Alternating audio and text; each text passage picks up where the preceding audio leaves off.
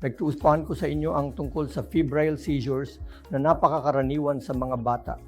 At kahit na sinasabi namin bilang mga doktor na karaniwan ang febrile seizure para sa mga magulang, lalo na sa mga magulang na may nuclear family ngayon, ito ay nakakabahala. Maaaring ito ay simpleng pag-ikot pataas ng mga mata, tonic spasms o paulit-ulit na panginginig.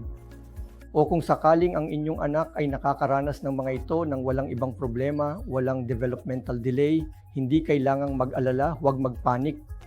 Ilipat ang bata sa isang maaliwalas na kwarto at pagkatapos kung sakaling masikip ang suot ng bata, tanggalin lamang ito at tingnan. Sa loob ng ilang minuto, magiging maayos na siya. Hindi na kailangan ng ibang gamot. Ang tanging problema ay kung magkakaroon ng seizure ang bata ng walang lagnat, lalo na kung may kasaysayan ng paulit-ulit na seizure na may lagnat, maaaring kailanganin na siyang imbestigahan paggamit ang iba pang EEG, electrolytes, calcium, imaging, at minsan pati na rin ang genetics. Dahil may ilang genetic na kondisyon na maaaring magpakita ng ganitong sintomas. Kailan tayo dapat mabahala? Kailan tayo dapat mag-ingat?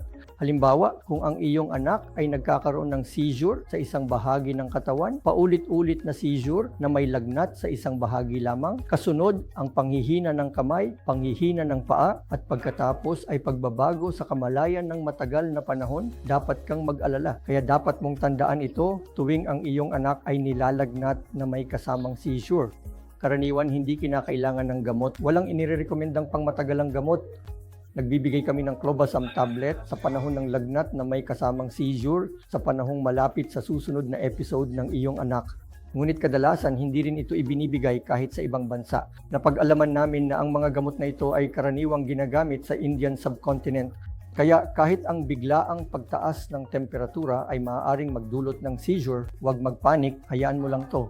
Mawawala rin ito ng kusa. Kumonsulta sa iyong pediatrician at neurologist pagkatapos ng seizure